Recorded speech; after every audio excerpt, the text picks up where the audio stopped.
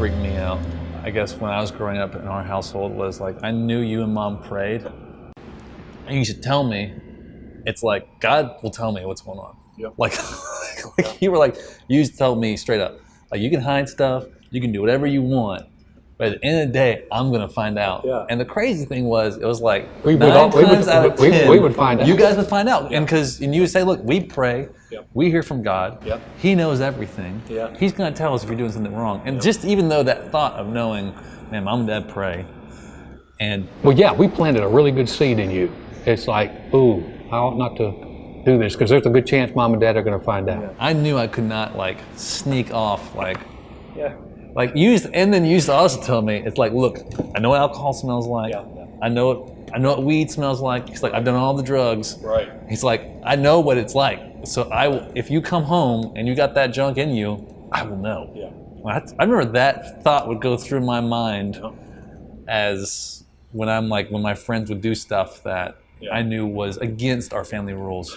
And there's really nothing wrong with that, because what you're dealing with now is, if I do this, so you're making decisions as a young person, if I do this, this is going to be the consequence. Yeah. And so that's life. Yeah. You're making decisions all throughout life. Yeah. If I sow these seeds, that's what the Bible said, don't be deceived. Yeah. God's not mocked. Whatever a man sows, he's going to reap. Yeah. If you sow bad seeds, you're going to reap a bad harvest. We told you that. Don't sow bad seeds. You're going to reap a bad harvest. And so if you're starting already to self-check things at a young age, you're going, I don't want to do that because it's going to produce this kind of consequences. Boy, you're talking about giving your kids a leg up on life.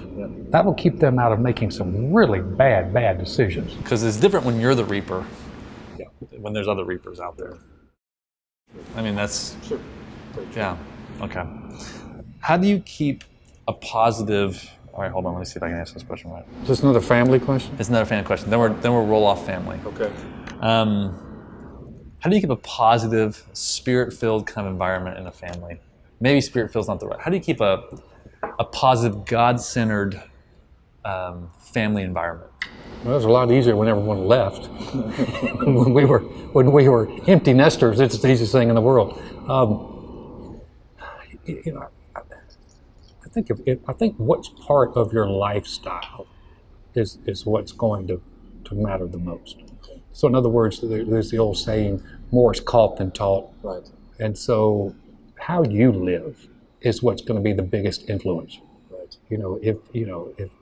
If 1 week you're like, oh, we love God and we're going to be all for God, and then 2 weeks later you're like whatever, and you're not consistent, that's going to be hard to do it. But if you're making efforts as a parent to do the right thing, to live for God, to be involved in God's kingdom, it's going to impact the kids.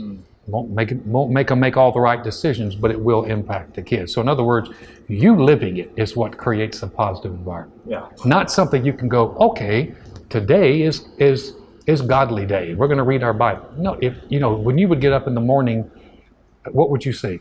First thing I'd get up in the morning, no matter what time, you guys were always up before me, and I'd see you and Mom both praying and reading your Bibles. Right. I don't think I ever beat you guys out of bed. Right. Ever. And I remember I'd wake up. And your brother never has beaten himself. Never.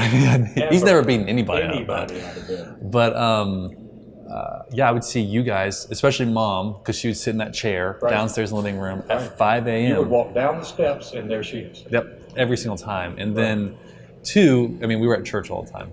And you guys served all the time. And we would take that 45-minute drive down to church. Lakewood, we were driving down there and we'd drive back, and it was very clear. And we were there every Sunday. This is what we do.